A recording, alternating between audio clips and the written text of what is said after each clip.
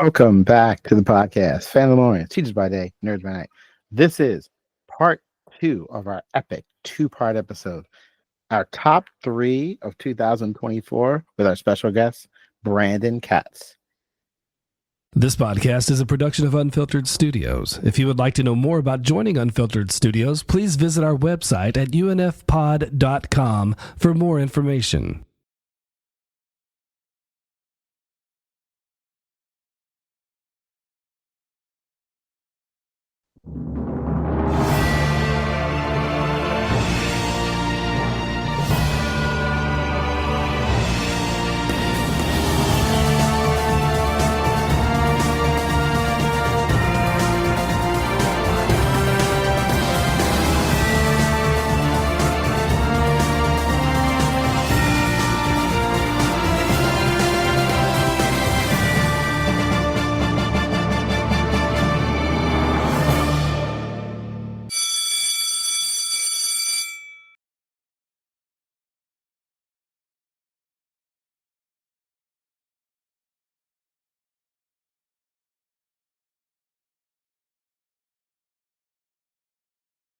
And I'm going to go first because I don't want anyone to steal it because I don't have a backup.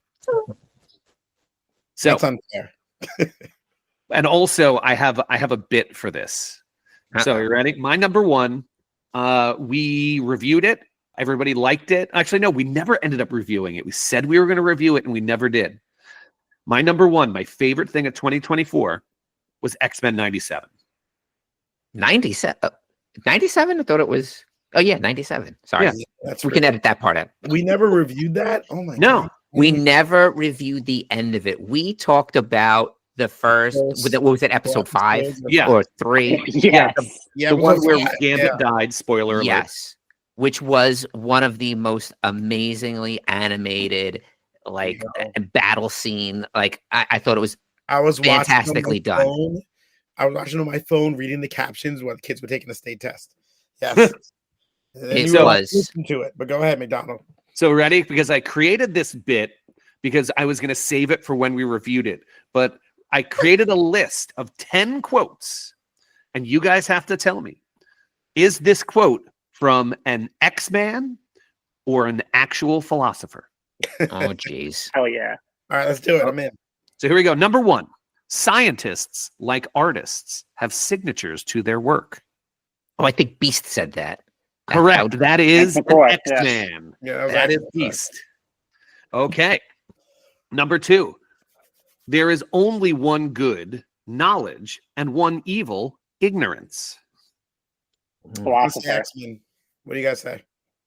I'll do the tiebreaker because Brandon said philosopher, Jimmy said X-Men. It's say it one more time, Pat. There is only one good, knowledge, and one evil, ignorance. Now, I think Beast would have said that, but I'm going to go with philosopher. Yeah, that's Socrates. Oh, Socrates! Okay. Now, number The Greek. 3. You knew it was one of the Greeks. Wait, Yeah. Charlie, who did you say? What was I it? went with philosopher because I thought Beast would have said that, but to me, But, you don't want to double up beasts? no, but All right. Socrates. So, ready? Number 3. Good and evil, reward and punishment, are the only motives to a rational creature. That's a Magneto. It feels like Magneto. That feels like a Magneto or a think Beast Magneto. because I feel like the two of them. I'm just going to go X-Men. I'm going to go with philosopher. Cats, You mean? muted. I'm muted? Yeah, you No, were. you were low. I don't know. We Oh, couldn't hear you. Maybe you hit your keyboard. X-Men. Okay. That is John Locke. Oh. Touche. Okay. All right. Number 4. In history's Keep it sad song, there is a refrain. Believe differently, love differently, be of different sex or skin, and be punished. We sing this song to another. The oppressed have become the oppressors. I'm going to say that's Magneto, definitely, because I remember him saying something like that about the different sexes and everything and love whoever you want. I vaguely remember that line. I'm just going to take X-Men every time, though, probably. I'm just going to be safe. What are you guys taking? I don't think Magneto said it, but I don't know. Once again, every time you say these things, I'm like, that's got to be Beast. Or maybe it was like something in space when Xavier was in his little space land. I got nothing. I'm going to go with Philosopher. I want to go Philosopher, but you've done Socrates and John Locke back to back. Is he going to go 3 in a row for Philosopher? Let's go with Philosopher. That is Magneto. Boom. Told you. Guys, I just tied the game up at 2 each. I'm back in. Okay, all right. So now number 5. Every moment is a new and shocking valuation of all we have ever been. Philosopher. I'm not overthinking it. Philosopher. Katz, you said Philosopher too, right? I'll go Philosopher. I'll go X-Men just to go against the grain. Yeah, it's Beast. Oh. The All last right, game number we played, 6. Katz beat me and it's bothered me ever since, but I'm down. I really want to win this so bad. Keep going. Number 6, be wary, be vigilant. Tragedy lures with fortune first. My God, that could be anybody. I'm gonna go with Philosopher only because of the fortune first thing. I don't know. I'm gonna go Philosopher. I'll go Philosopher too on this one. It is Magneto. Ah, All righty. best written character of the year, and we still haven't even gotten to the main quote. Seriously. No. All right. Number 7. We are what we repeatedly do. Excellence, then, is not an act, but a habit. That's a Beast. That's a Beast quote. I'm gonna say X-Men on this one too. Feeling like Aristotle or Plato. It is Aristotle. Yeah. Even named the philosopher. Dang. Listen to this guy every time he comes on the show. All I gotta number win 8. out the tie. What is this? 8? This is number 8. Which one are we doing? Yeah, this is number 8. I gotta win out the tie. Okay. In history's sad song, there is a refrain. I just doubled that. Oh, never mind. That was a Magneto quote. So hold on. We only have 9 quotes. Okay, number 8. You ready? Yes. Oh no, it's a bunch of doubles. Oh, I messed this up.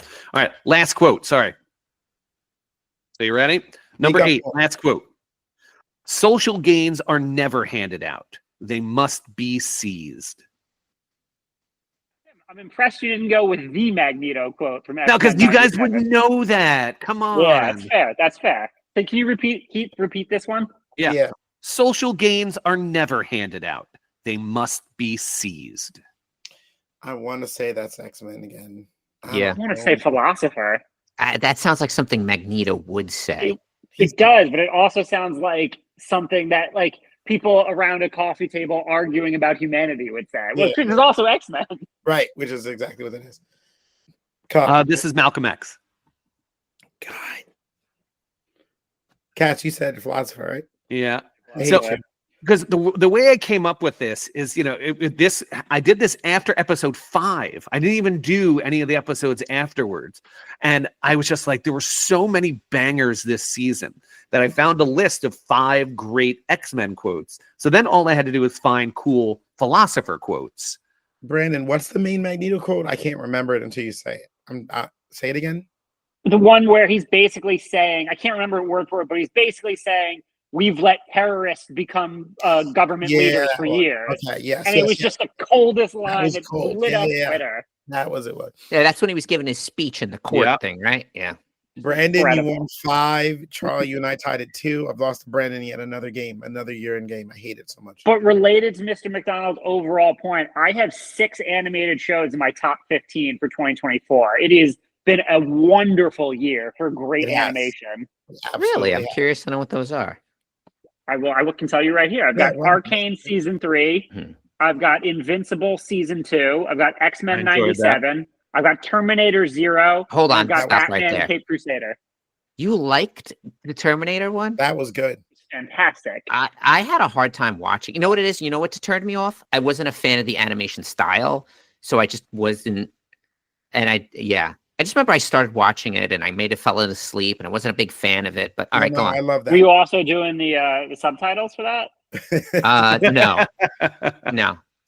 Because it's in Japanese originally. Oh no, I put the dubbed version on. No, we put that. Yeah, I switched that right up. But yeah, those those like the one you said after Terminator. Sorry. Batman Cape Crusader.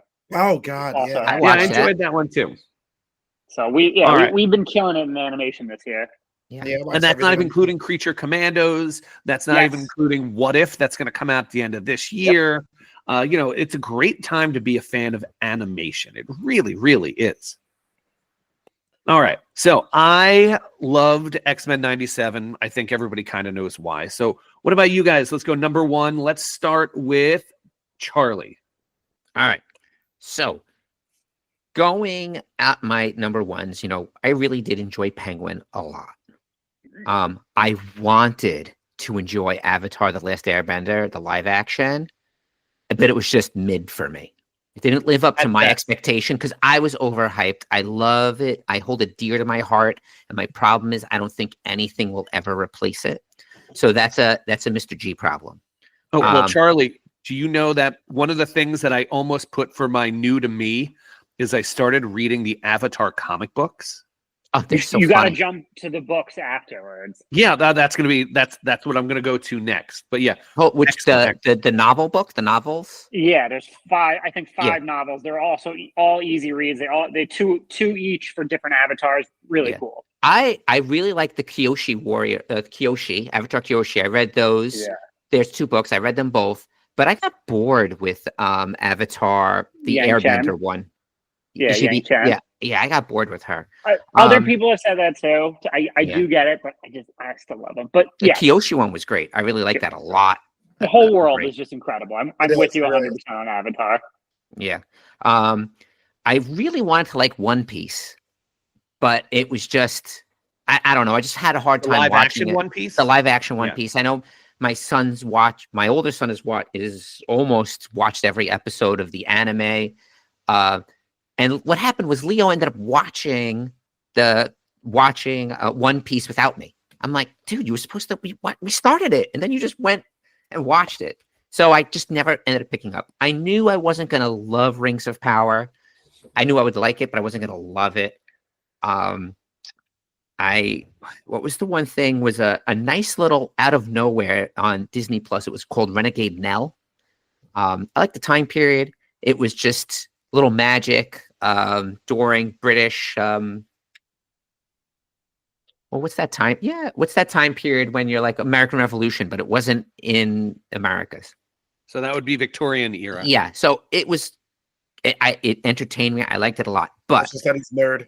Sorry. My number one favorite thing that out of 2024 is going to be Fallout from Amazon Prime.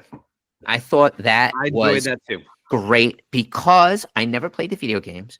That wasn't a thing, but it just was once again something I had no expectations of, and I really enjoyed how they did it in terms of not connecting it to any of the games.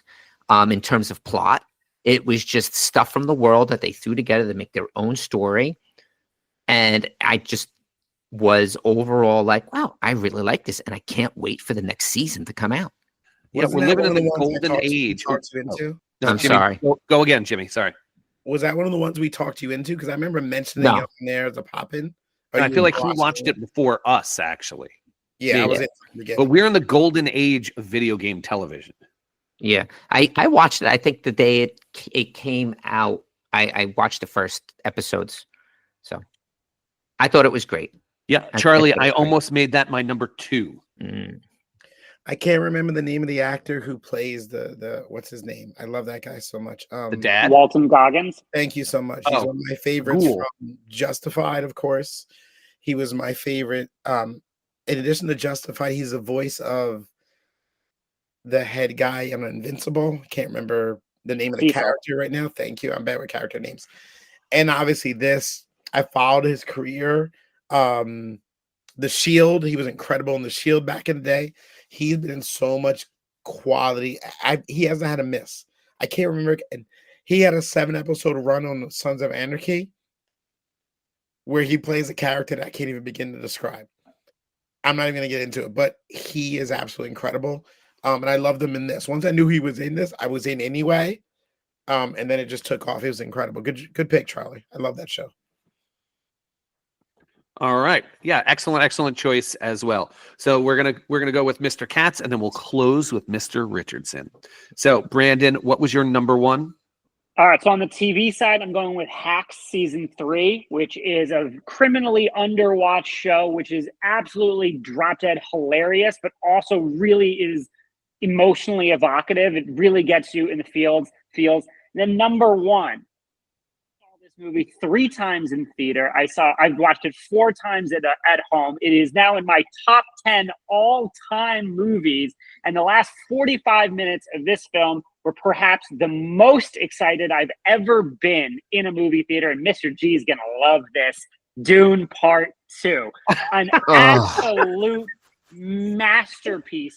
Technical filmmaking at its finest, combined with epic storytelling. I just was absolutely transported, which I do not feel that very often. I'm a very cynical moviegoer, particularly seeing as much as I've seen.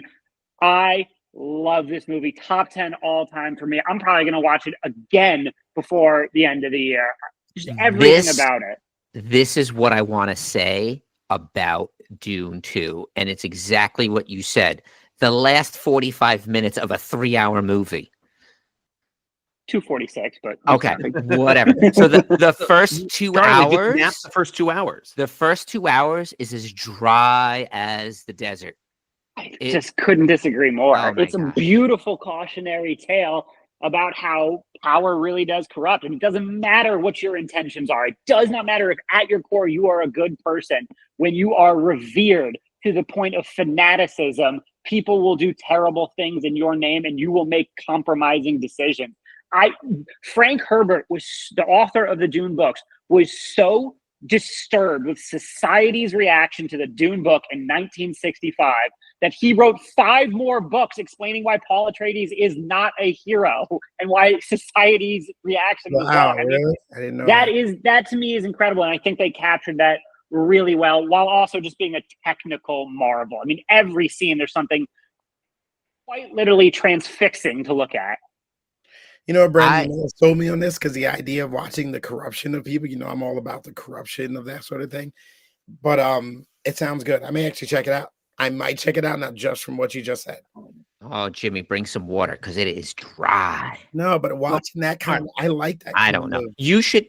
You watched Arcane, Jimmy? Yes. Season 1? Okay. Yes. Because that was way more thrilling in terms of character development in Dunes. But I will give you this, Brandon. Definitely the importance of media literacy is like one of these things that's tough, because now that Wicked has come out all over TikTok, people talking about stuff about Wicked, and it's like people have to realize that Wicked is fan fiction from the 90s, the 1990s. And the original books, Frank Baum wrote for children in 1900, and Wicked was written for adults with all the politicalness and all of this that was never even ever part of the world of Frank Baum's, Oz. And it's just, it hurts. But yeah, like even stuff with I see a lot of stuff talking about, who's supposed to be the hero and who's not the hero. And people talking about the Wizard of the Oz himself being like, I didn't know he was a bad guy. I'm like, he was a fraud in the movie from the 50s. How did you not know he was a fraud? Like that maybe. One of my favorite things in fiction is a protagonist, which is a main character, but not a hero. And that's one of my favorite things that I think has been lost on people. And even after Dune 2, people are like, he's a white savior. But no. The whole point is that he's not. That is quite literally the underlying thing. But I'm sorry you didn't like it, Mr. G, but could not disagree more wholeheartedly. But I understand. I understand why you like it. I understand why people like it. And more importantly, I understand why all of these other movies stand on its shoulders, because it was, a very forthright thinking and cautionary tale of human existence. So I get it. It just didn't it was boring. I'm sorry. Well, I mean, I can understand sometimes just because it's not a dialogue heavy film, and that's Denis Villeneuve, the director, has gone out of his way. But for anyone listening, if you guys like aesthetics and visual and scale and cinematography, and Hans Zimmer's score, like, yes, just go for it. Mm-hmm. I'm pointing the way. Charlie, I love that. There is an old quote that says you can be the sweetest peach on the tree, and some people just don't like peaches. And look, that's fine. Yeah. There you go. So this brings us now, very controversial pick. I love it. So, Mr. Richardson, we're going to close with your number one. I also don't like peaches. I don't know if that's really what we're talking about here. I just want to put that out in Front Street so there's no confusion moving forward. My number one pick is going to be the pick that, we talked about a little bit earlier. I didn't want to watch The Penguin. Thought the idea was stupid. Why are you taking a character who's a villain and making him a hero again, as Mr. G has always hated? Here we go. Two-Face more interesting. Why are we doing this? I didn't even remember him too much from the Batman. The makeup was good, whatever. Eddie, Man of 1,000 Shows, sends me a text. No, you should watch this. Okay. I set it in. I turn it on now. Unlike you guys, I have a habit now because I've gotten to the point where the phone has to be away from me if I'm watching something. I'm not picking it up anymore because I realize I've turned into the person who's always on their phone all the time, and I have to stop because I never did it when I was younger, and I'm now that I don't want to be that old grandpa who's constantly looking down, so it's over there, and I don't touch it. So I turn it on. I'm actually watching. Before the title card, I was hooked. The conversation, his acting is incredible. He's lost in the role. Batman's not even seen.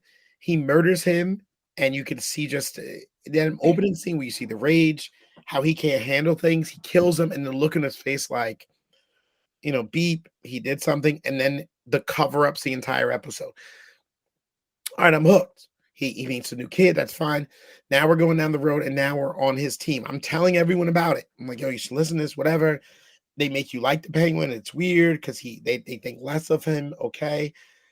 And then great things happen on the show. First, you have the fact that the entire season is not about him getting found out for killing the brother. That's turned over by like episode 3 or 4. The whole Arkham thing was crazy, seeing the inside of Arkham, watching that she's like an innocent who, because of Oz, ends up in there, becomes a monster, and because of Oz, she ends up back in there. We go through his journey. We're kind of rooting him on, and then come the last episode, they go, oh, no, wait, you're supposed to hate him. Let's have him murder the only good guy there with his own hands. And after taking that boy's license and telling him we're going to be famous one day, takes it out and tosses it in the water because that kid's a nobody. He's a dead body. No one ever know. And now he's a monster. And that show ended with me thinking I need Batman to beat the out of him. When in 2 episodes ago, I was rooting for him to succeed. Subverted all expectations. They took you on twists and turns, made you think you were one way. They pivoted. I don't even know who the hero was halfway through this. And it ended in a way where, whether we get another season or not, I thought it was incredible storytelling, start to finish, captivating. And I pulled up because I couldn't remember. It's been nominated for Golden Globe Awards, Best Television Limited Series, Best Performance by an Actor for Colin Farrell, Best Performance by a Female Actor for Kristen Milotti. I don't know how to say her last name right. Is that it? Okay. Milotti.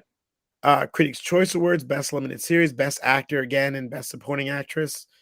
I loved it. Gritty storytelling, stellar performances all around. Can't say enough about it. That's my number one. Yeah, I mean, that's one of the reasons I didn't pick it, is I knew you were going to pick it. But yeah, I mean, it's one of those things that a lot of the times when they kind of heroize villains, you keep, it's like, oh, he's a villain, but he's really got a heart of gold. And what I thought they did really, really nicely is just constantly reinforce the fact that he is not a good person. And that's what I really, really liked about this show. They made you like him all the way through because, as we said before, everything was justified in this world. He's doing what they would do to survive. We've seen gang movies before. Okay, we're just rooting for him. And then at the end, they're like, oh, no. He's not the one you root for. It's absolutely crazy. You liked it, right, Brandon? Yeah, I have it at number 4 overall for 2024 thus far.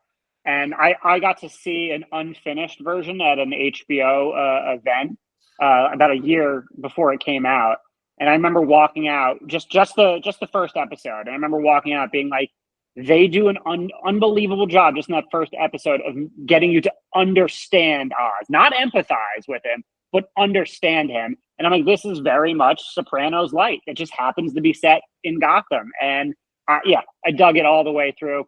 Colin Farrell, whew, you sick puppy in the best way possible. Ridiculous work on that one. All righty. So before we wrap this up, does anyone else have any kind of honorable mentions that just missed the cut? Brandon, can you run your list for the TV show? Like, did you give your list for overall? You want to hear my top 10? Yeah, overall. I know you said you had one. Yeah, so I got Hack season 3, Shogun, Arcane season 3, The Penguin, House of the Dragon season 2, Disclaimer on Apple TV Plus, really good. The Bear season 3, Tokyo Vice season 2, The Boys season 4, and Invincible season 2. That's my top 10 for 2024. I liked most of those as well. I liked all of those.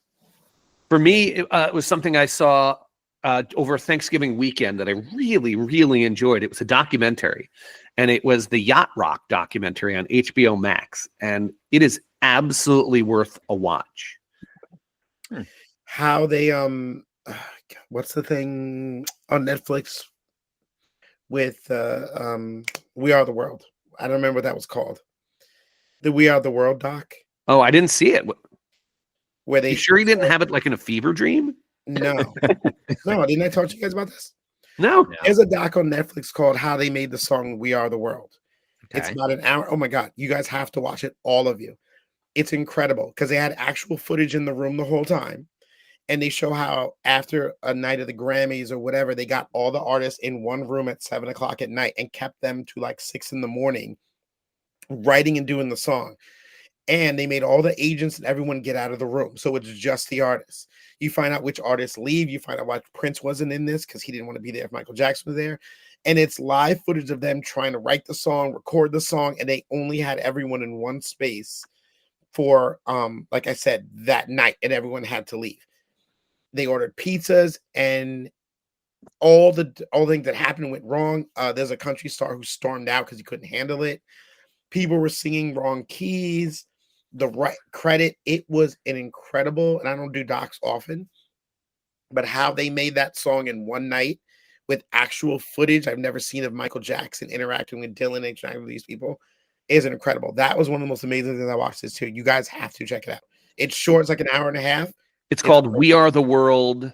It's called We Are the World, the story behind the song. It's absolutely incredible on Netflix. It's seriously good. And I mean, we grew up on that song. Brandon wasn't born yet. We grew up hearing that song, and watching what they did and how they pulled that off is really remarkable with real footage. No acting. Well, it's funny. Another music doc that just came out recently that I've been all about as well, because I've been on a big music deep dive recently. Started with Kendrick Lamar, and it ended with The Beatles 64 on Disney Plus. Absolutely well worth the watch. Mr. G, what else you got? So I was just looking over the books that came out in 2024 that I read, and I read Growing Up Urkel by Jaleel White, and that was just a recent one. Yeah, you mentioned that. That was good. The Women by Kristen Hanna, which was, I like Kristen Hanna. She writes historical fiction books. They're not all historical fiction, but a lot of them are historical fiction, and they're all the women is the protagonist of the books, and it's not for me. The story she was the main character was a nurse from Vietnam, but like I wanted more of the story to take place in Vietnam because it's like half and half. It's like half in the Vietnam, and then when she comes home, living through the rest of her life in the story. It was an interesting book because the realism and the amount of research that she put into it, that all these women, veterans, like suffered and very traumatic experiences. But an interesting one I read was The Ministry of Time by Kathleen Bradley. And what was interesting about the story was how time travel worked in her book. And I thought it was it was kind of a slow burn of a story. And to give away the whole plot it was a weird concept of how it all worked out, their time travel. But it was a nice twist on how time travel would work and what they do with time travel when the government gets it. I'm going to check that out. That sounds good, Mr. Yeah, it's not bad. It was a long book for the story. There was a lot of like long-winded sections. of it because it's not because it's a romance. It's like a romance. You know, the genres come under science fiction, romance, time travel, fantasy kind of stuff. But I enjoyed it. Yeah, I enjoyed it. All right. I mean, look, there was also a bunch of shows that I thought I was going to like this year that I kind of were like, eh. Like Three Body Problem was okay. I thought it was going to be really, really good. Agreed. Yeah. Oh, I read the book and I told you it was going to stink. The book was so overhyped in terms of like everyone said it was one of the best books you'll ever read, and I was so underwhelmed. But I thought the show would perhaps be right up my alley. But I'm so with you, Mr. McDonald. It was just okay. Yeah. So, no sneezing. All right, here we go. All right, so we're gonna wrap it up. Yeah, we're gonna wrap it up. Anybody else have any last shots to get off? Kung Fu Panda 4 rules. No. All right. Yeah, no Despicable Me 4 talk. You know what? I was gonna go see that. That was a movie that was on the list to see, and I've watched. We were gonna go in Portugal. Yeah. We were gonna go see it in Portugal when we traveled, and it just ended up the theater when we were there. It didn't work out in our schedule. That was playing an English version of Despicable Me. You could have saw it in Portuguese. You'd figure it out. No, because it's a lot of they like speak Spanish in Portugal. Yeah. But the whole thing was it didn't work out because I seen the other two, believe it or not, the other two Minions movies in Portugal. So they have theaters there. Hang on. Yeah, I've seen two of them. I've seen 3 and 2 in Portugal. Oh. They have theaters there where you look online to see if it's playing in English. Yeah. Oh, that's cool. Oh, because we ended up seeing Meg 2 in Portugal. Was that this summer? Did the Meg 2 come out this year? I think it was this summer. You're talking to the wrong person. I haven't seen any of the Megs. I feel like it was last year. Yeah. It was last year. Yeah. So let me tell you, that was a movie that my son kind of was like, come on. My son was like, come on, let's go see it. Let's go see it. And I was like, I don't want to see this stupid movie. That is the audience for it. I thoroughly enjoyed that movie. It was kind of mindless fun. I'm not gonna lie, I enjoyed Meg it. 2 was not the worst movie I've seen. No, and I hadn't seen Meg 1, but it was cool. Yeah. It was cool. You had to brush up on all that Meg lore. Yeah. Brush up on that Meg lore. Yeah, you know what's a big miss for me? I was like all prepared to be like, oh, this is gonna be a cool movie. You know, I was waiting for the emotional stuff to really get me. And it was just like it was mid. It was definitely mid. For sure. All right. So, good to know. Okay, so I'm gonna wrap it up. Are you ready, fellas? Yep. Oh, I'm ready. All right. So judging by the sound that none of you else hear, the school buses are rolling up. It's time to pack up and time to head home. So if you enjoyed today's lesson in pop culture nonsense, be sure to follow us. You can follow us at Instagram at Fandalorians.podcast, Twitter, I refuse to call it X, at FandaloriansPod, TikTok at The Fandalorians Podcast, email us, thefandaloriansmailbag at gmail.com, or text us at 631-494-3632. For Mr. G, I'm Mr. McDonald. Oh, no, hold on. I messed up. For Mr. G, no, gosh, it's like I forgot how to read. Wait, before you go, Brandon, where can our fans find all your stuff? Because I know where it is. Wait. So let's wait. Take a pause. Go ahead, Jimmy. Wait. All right, we'll start. I'll leave it to you to do an outro. All right, before we get out of here, Brandon, did you have fun? Always have fun with you guys. Are you kidding me? The kids are lucky to have you as teachers. Genuinely. I love when you get a text from Brandon. Brandon will send me a text. You guys want a podcast? I'm like, he still loves us because we don't want to bother you. We know how busy you are. I see you online all the time. I know you're busy. Tell our fans where to track you down. Yeah, so I work for Parrot Analytics, which is an entertainment research firm where we do a lot of cool stuff in terms of analyzing the entertainment industry. And you can find all the stuff I write and rant and rave about. Follow me on Twitter at @great_Catsby. I, like Mr. McDonald, will not call it X either. Solidarity. Yeah. All right. Home. I'm going to stop talking now. So for Brandon Katz, for Mr. Richardson, and Mr. G, I am Mr. McDonald. Thanks for listening, and we will catch you next time on the Fandalorians. I should have turned this on. So now we're going to awkwardly wait until you hit the bell thingy. Yeah. I actually have a question for you, Brandon, before Jimmy hits this. So in analytics, so what was the overall trend of 2024? That's a great. If you're allowed to even tell us. The data point of the year. You might not be allowed. All right, hold on 1 second. Let me pull up because I literally wrote this for a deck that we put together with the 3 trends. Let me see. What the hell did I write? Because I can't remember it all. Did you really write it? Yeah, I did. Bundling price hikes and ad-supported tier in streaming. Trying to understanding and having a better balance of licensing versus licensing content externally versus exclusivity on your own platform to drive growth and subscriber loyalty.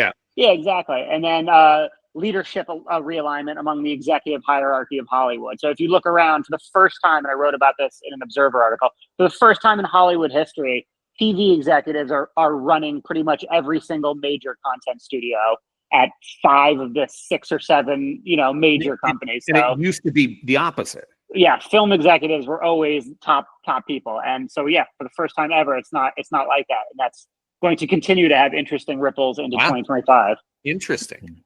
You know what? People should read your articles all the time. Thank you, guys. I do read them. Though. I appreciate that. Thank you so much for joining our show. Of course, I always have fun. All right, I'm going to play the bell. I'm going to play the outro. We're all going to go home. I'm going to rest my voice. Talk to you guys next time.